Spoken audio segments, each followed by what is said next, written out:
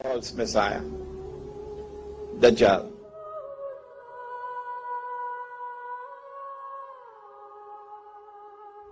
And so they're waiting for the Messiah to come. What they did not know, and you and I know, is that this was indeed Al-Masih.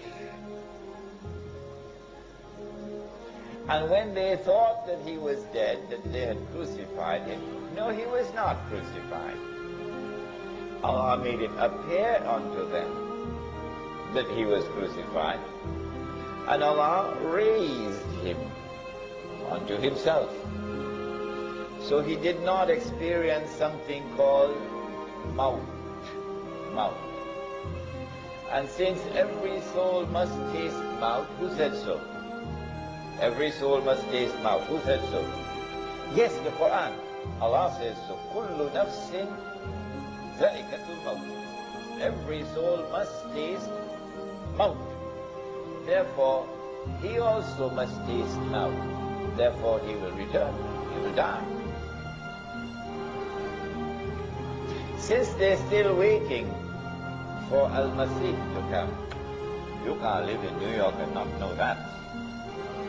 They're still waiting for Al-Masih to come. And they had boasted of how they killed this one. The Prophet Muhammad ﷺ informed us that Allah will send in the last age this being created by Allah, who will impersonate Al-Masih, and who will convince them that he is delivering the return of the golden age. He will deceive them, however, because he would not be the true Messiah. He will deceive them because this would not be the return of the golden age. It would appear like that. And so Dajjal has been endowed with awesome powers of deception. He has a PhD in deception. Dajjal. This is indeed the meaning of the word itself, Dajjal. If Dajjal is to deceive Banu Israel and get them to be convinced that he is the Messiah, look at what he will have to do. Number one, he will have to liberate the Holy Land of non-Jewish rule. Number two, he'll have to bring Banu Israel back to the Holy Land. No matter how long they had lived outside of the Holy Land, he'll have to bring them back. Number three, he will have to restore the state of Israel.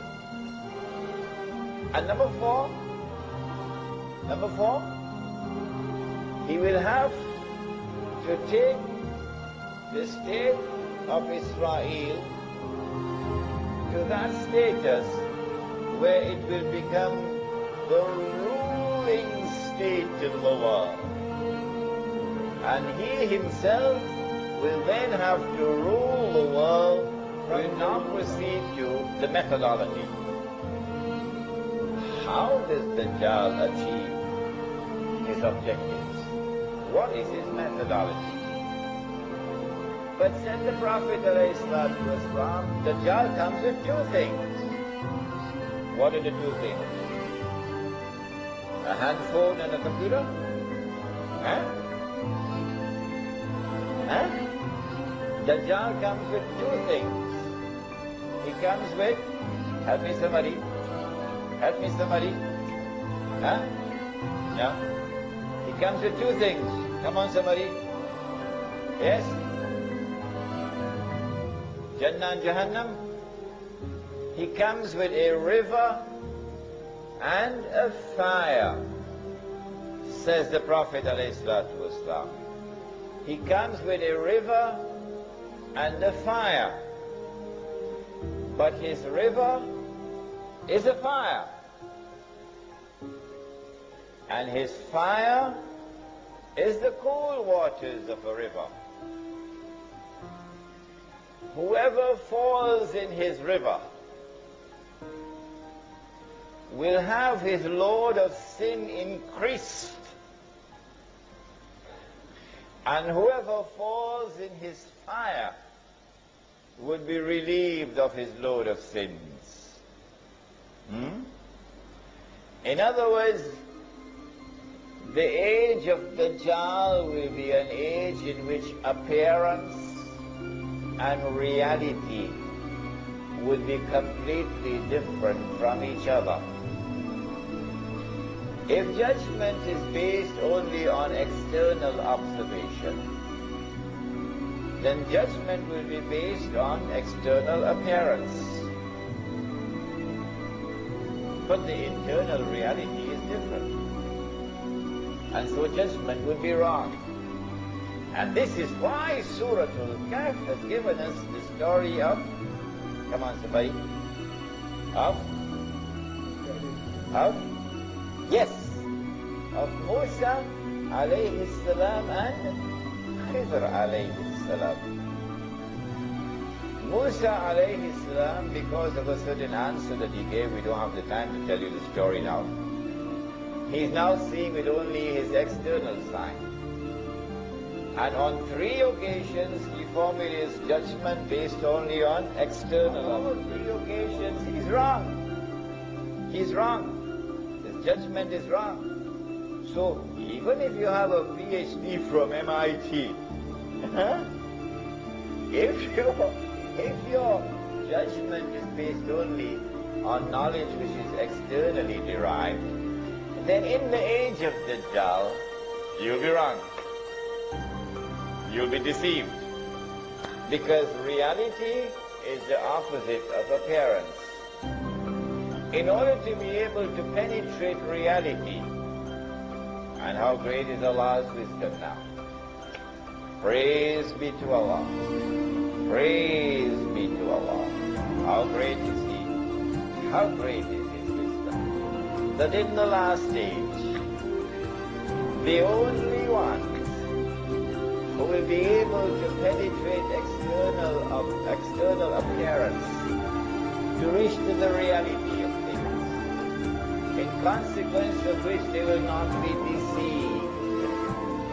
The only ones then will be those in whose heart there is faith. Maybe the beard is there, mashallah. Maybe the hat is there, mashallah. Maybe he's in the masjid 5 times a day, mashallah. But maybe nothing is in the heart. Nothing in the heart. So he can't see. But when the heart is turned to Allah, when the heart submits to Allah, when the heart says, I live for you, I'll die for you, then that heart, Allah will confer upon it nur.